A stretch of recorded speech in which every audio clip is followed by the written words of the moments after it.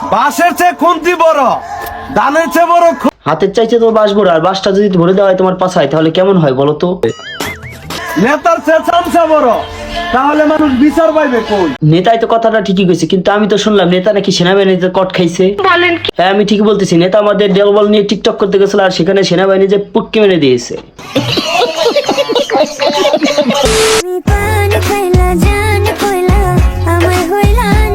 A few moments later.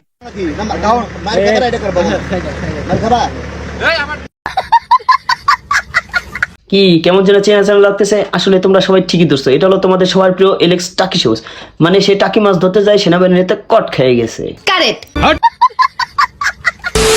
চট্টগ্রামে মসজিদ ভাঙচুর করে, মুসলিম মায়ের খায়, তারা মনে ভুলে গেছে চট্টগ্রামের মানুষ ধর্মের জন্য জীবন দিতে পারে। রেডি থাকো তোমরা, এর জবাব ভয়ঙ্কর হবে। আমরা সব ধর্মকে সম্মান করি, করি না কাউকে ছোট। আমরা সব ধর্মকে সম্মান করি, করি না কাউকে ছোট। আর তোমরা কিনা আজকে আমাদের ধর্মকে করেছো আঘাত। আমরা মুসলিম ভাই ভাই সবাই হাতে রেখেছি হাত, তাই আজকে ধর্ম বিরোধী করার মানুষকে আজকে দেবো ঠাপ।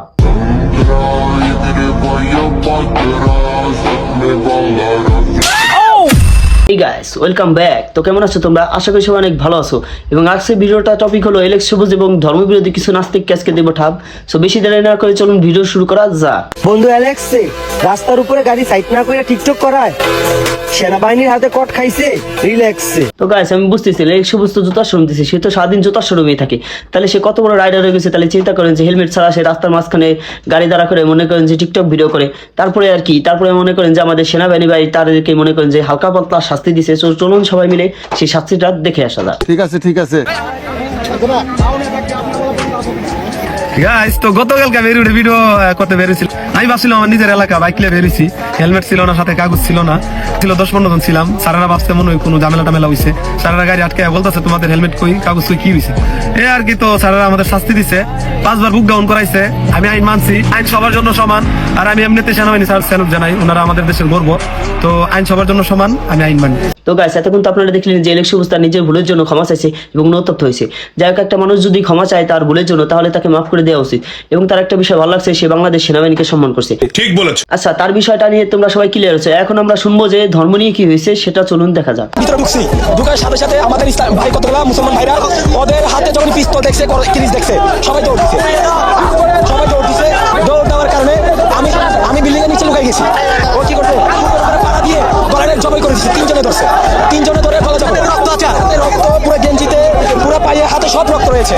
পাথর এসেট কাঁচের বোতল মারতেছে, আমরা পাল্টা ওদেরকে জবাব দেওয়ার জন্য আমরা পাথর নিক্ষেপ করি। তারপর আমরা ভিতরকে ওদেরকে ধাওয়া দিই, ধাওয়া দেওয়ার পরে ভিতরে ঢুকছি।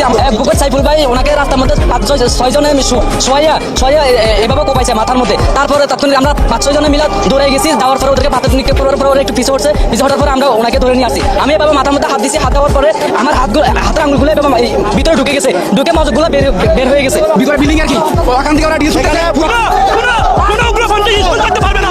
আমাদের মুসলমানের দেশে কেন আমাদের একটা মুসলমানকে ইসলামে নির্মমভাবে হত্যা করে। জাগো বাঙালি জাগো, তোমরা এতদিন বন্ধু বান্ধব ভাই ব্রাদার এবং দেশ বাঁচাতে লড়াই করেছো, এখন তোমাদেরকে ধর্ম বাঁচাতে লড়াই করতে হবে। যাই হোক, আপনারা একবার চিন্তা করেন, সাইফুল আব্দুল ভাই যে নাকি একজন আইন বিভাগের খুব সম্মানীয় ব্যক্তি ছিল, তাকে যেভাবে নির্মমভাবে হত্যা করা হয়।